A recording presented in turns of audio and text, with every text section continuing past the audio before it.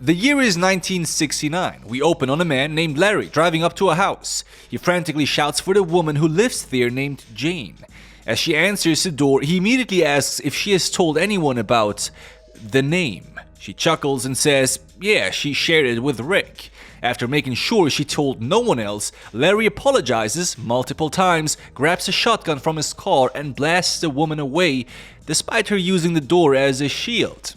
Okay, talking about opening with a blast, right? Now once she is dealt with, he turns his attention to Rick, who at gunpoint confesses he told Giselle the name as well.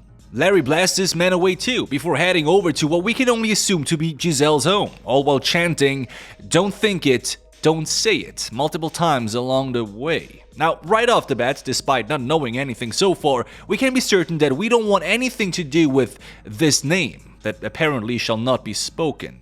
We jump to the present day where 3 college students are buying a home together. There is Elliot, his girlfriend Sasha, and their friend John. After examining the place, they eventually find all of the furniture for this supposedly fully furnished house in the basement. Thanks, I guess?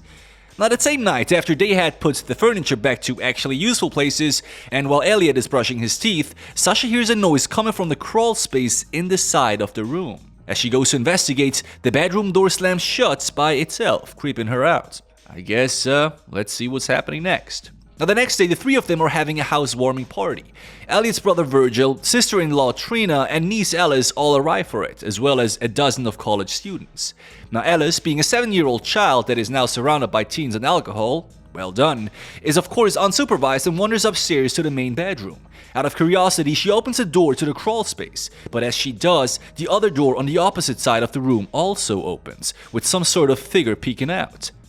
Thankfully though, it closes its door as she closes hers as well. Now suspiciously though, the same noise as last night is heard as well. Now Alice at the same time sees a coin on the floor near the nightstand. The same nightstand that made the lights flicker up on contact before. Basically what happened when they moved in. Now she almost takes the coin with her, but decides to follow the Paragon path and leaves it back on the nightstand. Probably dodged a bullet doing that. She later tells Elliot about it, but he doesn't seem too much concerned. As she goes upstairs to put on a sweater, he notices the coin back on the ground, even though we for sure saw Alice place it back on top. He attempts to put it inside a drawer this time, but the coin immediately falls out of the nightstand again. Elliot inspects the drawer to see how that happened, but finds writings all over the inside cover that reads, "Don't think it, don't say it," over and over again in a spiral form. Now that's creepy, not gonna lie. What would you do if you found that in a new house that you just moved in, right? He rips the cover off to reveal words etched into the wood itself that reads, "The Bye-Bye Man." He ignores these weird findings though and goes to hang out with his friends again. Now, if someone really wanted to keep this name hidden, why didn't they just destroy and or burn the nightstand instead of simply covering it up, right? And why wouldn't they have at least hidden the entire thing in a more secluded area, like at the bottom of the sea for example? Now the party's over at this point, which is Sasha's friend Kim remaining, who happens to be psychically sensitive. At least that's what she claims. Sasha believes her, John is open to the idea, but Elliot outright denies it. To prove her powers though, they have a bit of a séance, during which Kim is able to successfully inform them that Elliot's parents died in a car crash, that they are worried that his brother is taking on too much, and that Sasha's grandmother used to make biscuits, for what it's worth. Still doubting though, Elliot assumes she just talked to his brother or someone else that night, so he goes to hide something somewhere, with Kim needing to guess what and where to prove herself. She suddenly starts to get bad vibes however and wants to stop, despite accurately guessing he put his keys in a pot on the stove, claiming she feels like something is coming. The voices that Kim's listening to now start repeating over and over again to her, "Don't think it, don't say it," multiple times just like the character at the beginning, causing her to freak out quite a bit. As John asks what the "it" in those sentences is, Elliot utters, "The Bye-Bye Man," and the candle goes out. Now at night, Elliot is having some restless sleep as he wakes to find what looks like a killer standing in the shadows, but the lights reveal it to thankfully just be a rope. As his girlfriend wakes coughing, she goes back to sleep saying, "I love you, John," much to Elliot's dismay. Hoping it was just a bad joke though, he goes to investigate the noise he hears from downstairs. At first, he thinks it's just John and Kim who are having some late night fun in his bedroom, but suddenly he hears the noise again coming from outside the window. Now the following day, John takes Kim back to her house. She asks if he wants to come inside and try again, and that these things happen. I guess they had some trouble in the bedroom last night. Happens, right? Happens. As John contemplates, he sees maggots falling out of Kim's hair before they disappear. Now we know why it didn't work last night. But clearly just being a hallucination, he treats them as if they're real and rushes her out to the car so that he can head home. Now meanwhile, while taking out the trash, Elliot discovers claw marks on the bricks of the house. He thinks it's from whatever he was hearing last night, but John dismisses it as either already being there or being caused by someone from the party. John heads inside to take a shower, claiming he needs to wash the filth of Kim off, and shows how envious of Elliot he is for having a clean and perfect girlfriend. Okay. Meanwhile, Sasha's cough has only gotten worse. They both think it's just from playing outside in the cold during the party, so Elliot goes to make her some tea to feel better. While doing so, John walks into the room naked and invites Sasha to join him in the shower. After doing a double take, she realizes it was just a hallucination. Guess that's a thing right now. Anyway, let's rewind for a second and see what's been going on. Now, clearly, the earliest and most believable sign of spooky happenings comes from the strange coin that Alice finds. Not to mention the cryptic text inside that mentioned the same words like the ones Kim ended up hearing without having been able to see the text in the drawer. This, for all it's worth, should have alerted Elliot and talked it out with his friends. But with his GF cheating on him with his supposedly best friend, he's probably not in a good position to rely on them in case of, well, some guy or supernatural entity coming after them. However, it doesn't invite the possibility to sacrifice your friends without feeling an overly dramatic sense of guilt, so that's a good thing right now. Also, the instructions "don't think it, don't say it," followed by the name you're probably not supposed to think of. It's pretty hard not to think of it when you read it, right? I mean, don't think of a blue elephant. Doesn't work, does it? And with all of them experiencing hallucinations now with additional claw marks on the house, there's pretty many red flags to indicate that something's going on. Well, let's have a look. Now, a few nights later, Elliot hears a strange noise again, like something scratching or scraping, but this time it's coming from the basement. He goes to investigate it, calling out while alone. He should really have someone there with him for backup, just in case. More plausible than there being a supernatural entity would be a home invader or wild animal, both of which would be easier to handle with help, right?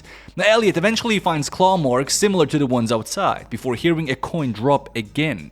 While checking out the coin, which matches the one Alice found, a creature of some sort moves, causing him to run and shout for help. After explaining what he saw to the other roommates, they both claim to not have heard him shouting or any strange noises at all. Now, Sasha's theory is that Elliot went away, meaning he was in a dreamlike state, sleepwalking. A decent way to explain hallucinations, I guess. Now, she backs this idea up with her own experience where she was going to study, only to find herself filling her notebook with creepy drawings and the infamous slogans, "Don't think it, don't say it," with no memories of having done so at all. Now, I don't know about y'all, but this is in fact concerning, whether you're sleepwalking or not, right? Now, that same night, after being woken by creepy nightmares, Elliot sees a pair of eyes moving in the crawl space and even sees the bye-bye man himself. Panicking, he turns on the light and sees this. Well, lucky this time, I guess. Now, thankfully, him and his friends seem to be aware of those red flags, as Elliot goes to the library to research the bye-bye man, while Sasha goes to talk to the landlord about the furniture and history of the house. It's a pretty good idea, not gonna lie. Now, Elliot only finds one file on records by searching "Don't think it, don't say it." It's in a dead file archive, meaning it was a news article that never made it to print. The news report was on a teenager who murdered his family and 4 others, claiming the bye-bye man made me do it. Classic. Now, the reporter he was speaking to and who wrote all of this, none other than Larry, the man we saw with the shotgun back in 1969 at the start of the film. While going over all of this with the librarian, Elliot tells her about the bye-bye man's name and how he thinks someone was trying to hide it. Nice job spreading the curse, I guess, but sharing is caring. After leaving the library, a bit late from another bye-bye man mind trip, Elliot sees Sasha getting a ride from John, much to his annoyance. Fed up with things and low on ideas, he heads over to Kim's place to ask her for another seance, and she agrees. On their car ride to the house, Kim talks about the bye-bye man comes for anyone who thinks about him, getting closer the more he is on your mind and spreading to anyone who knows of him. Now, this seems fairly obvious with the cryptic warning already, but still, it's nice to state facts sometimes to make sure everyone is on the same page. Let's see if it helps. As they pass a railroad track, Kim sees a horrible accident and has Elliot stop the car so that she can get out for help. Elliot pulls over in confusion, soon realizing she's just hallucinating the accident and running over to no one. However, that train coming down the track is very much real. He tries to warn her, but she ends up getting flattened regardless. Well, it's lights out, I guess. I'm not sure how the Bye-Bye Man timed this attack so well, because a few seconds earlier or later, and Kim would have been off the tracks just fine. Either he lucked out, or this entity has advanced knowledge on how things work out due to his manipulations, making him a much more difficult opponent to beat. As we all know, the hallucination started off as manipulative, but overall short and harmless. However, if he can be this precise and make us see and experience reality in an alternative way, it's gonna be hard to deal with it, innit? Now, because he was seen running after Kim before she died, and because the train conductor only saw a woman fleeing in a hurry onto the tracks, the cops think Elliot caused her death and take him in for questioning. Thankfully, he's later absolved when they find a note from Kim herself in her home, apologizing for killing her roommate and planning to kill Elliot and his friends. Whew, I guess he was the lucky one today. Now, as Elliot arrives home, he hears sounds coming from above and bursts into John's room to catch him and Sasha going at it. Of course, he realizes right away that this is simply another hallucination by the Bye-Bye Man meant to drive them all apart and leave... No, hold up. He instead grabs a baseball bat and smacks his best friend in the head with a... As John lays there, half conscious, and Sasha lays in bed, sick and sleeping, Mrs. Watkins, the librarian Elliot told the name to before, calls to share that she's been experiencing strange thoughts after learning of that name and wants to come over to discuss it.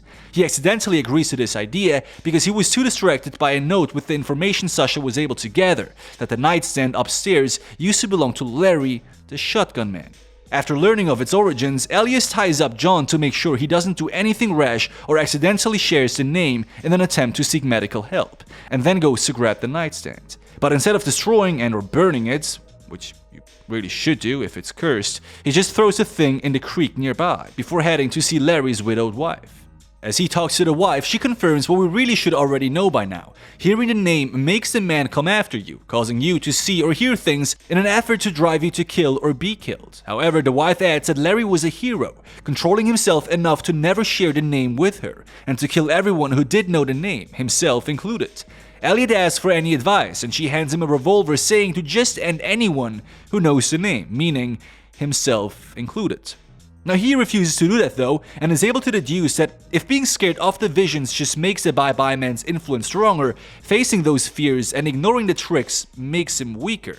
He tests his theory immediately as he ignores a train hallucination and it instantly stops. With this newfound knowledge of how to survive and maybe even stop the Bye-Bye Man himself, Elliot rushes home, calling Sasha and leaving a voicemail telling her to not believe anything she sees.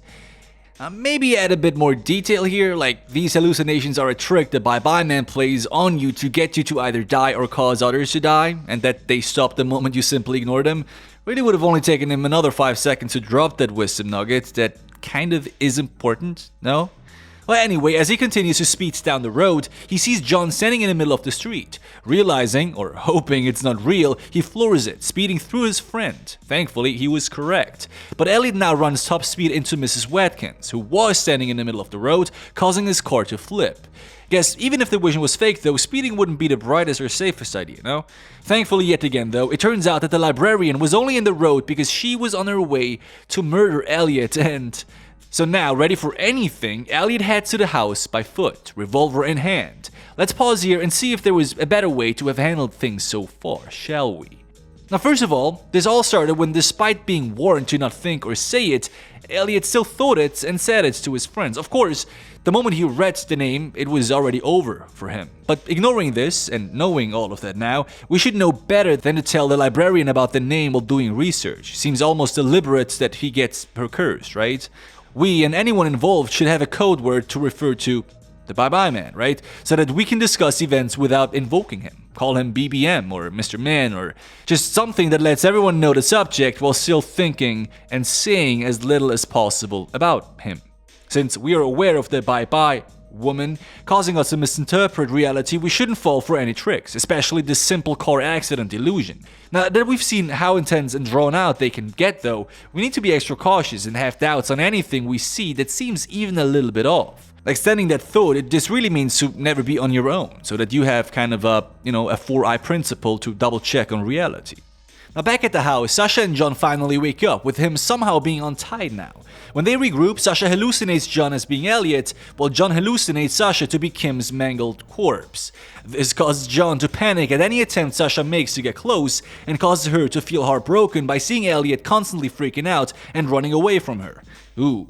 Now, both of them should actually realize that these are just simple tricks, especially with the past red flags they had experienced. It's insanely obvious with what both are seeing and experiencing. As Elliot now reaches the house though, and hears a scuffle going on upstairs, he rushes to his friends. He gets there just in time to see John stabbing Sasha's face multiple times with a pair of scissors. Elliot pushes him off and they wrestle. As John gets the upper hand and attempts to stab him, Elliot fires a revolver, killing his friend in the process. Except this was just another illusion, and instead, it being John, it was Sasha trying to stab him, who he shot. The Bye-Bye Man himself now finally appears and taps Elliot's forehead, giving him a vision of his niece Alice discovering her parents dead. Suddenly, Virgil and Alice are there, trying to check up on Elliot and co. to make sure they're okay, since they have been acting strange lately. Elliot rushes downstairs and tells him to leave to make sure the entity doesn't claim them as well. But they're too concerned and refuse. Now the Bye-Bye Man waves his hand and the door opens up, with Elliot rushing to slam it shut again. Now this is strange because so far it could only trick people through fear-inducing visions. Now for some reason it can actually physically interact with the world, which is, well... Now Virgil sends Alice away since things seem intense and continues to plead with Elliot to share what's going on. But as Elliot sits pressed against the other side of the door, he sees the Bye-Bye Man with his hellhound approaching from the top of the stairs, dropping Sasha's mutilated corpse before them. Elliot now is on the verge of speaking the name, having to force himself back into the don't think or say mantra to avoid blurting it out, which I guess is the Bye-Bye Man's doing. To avoid spreading the curse further, he tells his brother he loves him before taking the revolver and, well, it's lights out for him now. After the police come to investigate this tragic scene, Virgil and Alice head home. On their way, Alice mentions how she found the little table left outside that had a weird writing in it. Her dad asks what it said and she says she couldn't read it, which I guess means that the world was saved by illiteracy. Way to go. However, back at the crime scene, John did survive his injuries, if just barely. As they are loading him onto the truck, the cop who interviewed Elliot earlier asks him for answers and is told about the Bye-Bye Man. Great job, dude. With your possibly dying breaths, you doom a family to a supernatural entity and doom audiences to a potential sequel. Thank you very much. So only one person sort of survived, and thanks to them, the curse didn't even end at the end. Let's look back one final time to see what could have been done instead. Now, Elliot had a strategy for beating the Bye-Bye Man, right? By just ignoring the visions and they would disappear. It was proven to work. The next step was to inform the others to save their lives, prevent them from harming others, and to stop the name from spreading. Elliot does try this, but he does so with a gun drawn. But knowing that every threat we see are only in our minds, the loaded gun doesn't make much sense, does it? Especially when the theory of just ignoring the fearful visions is the key to beating the threat. Okay, maybe we could attempt to shoot the Bye-Bye Man himself as well, or maybe just use it as self-defense like Elliot used it in the film in case we can't get through to a friend who is hallucinating and attacking us. When the Bye-Bye Man actually does appear in front of us, there is possibly little you could do. However, since the visions are useless against people who simply ignore them, maybe just ignoring him would work as well. Who knows? Anyway, I guess in the end, the film says that if you can't overcome your fear, see past your illusions, and actually keep your mouth shut with a single name, you could survive and maybe lead a better life. Anyway, let me know what you think, guys. Thanks for watching as always. Catch you again next week. You take it easy and peace out.